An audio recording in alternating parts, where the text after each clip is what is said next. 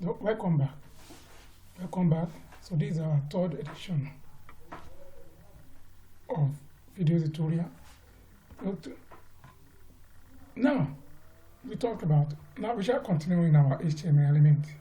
This HTML element because we need to explain it better so that while we on the journey of this topic you understand better. In HTML we have elements which are all these, just like we said in the previous one, that they are very essential. The programmer is going to write with all these. Among these can be likened to the charge of this studio. Yeah, let me use that word that this studio has on its own. They are programmed inside the studio. All you need to do is just to call them, just like maybe B. But right now, for instance, just to make it or to tell you that all these predefined one that comes with our command, they are also in there too.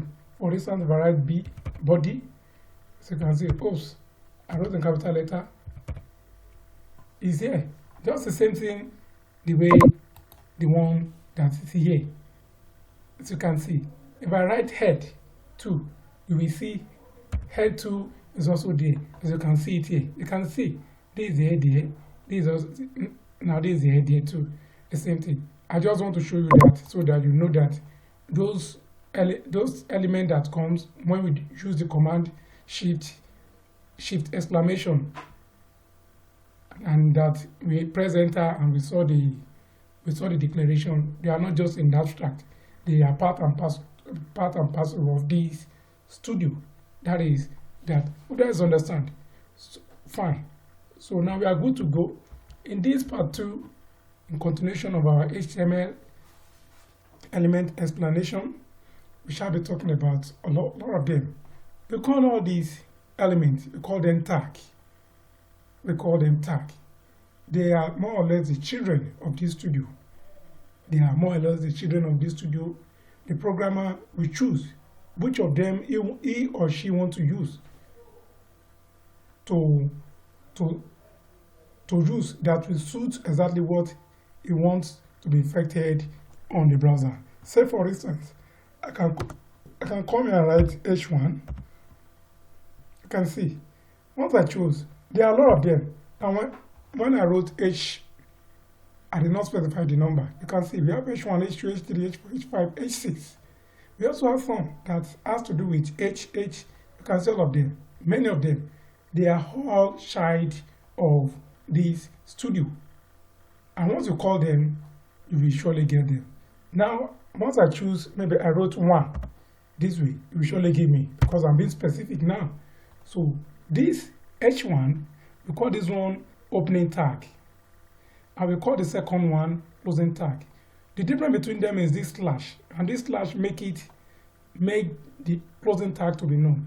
Anywhere you see that closing tag, I mean that slash is saying that it's a closing tag. So this is an element, this is also an element. In between it two, if I write the God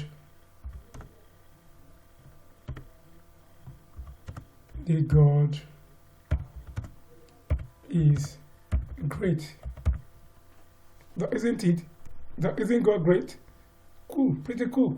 So that is that. If I wrote it now, all these, we call them elements. This is the opening tag. This is the closing tag. And we call this content. The content is what the programmer writes in the studio.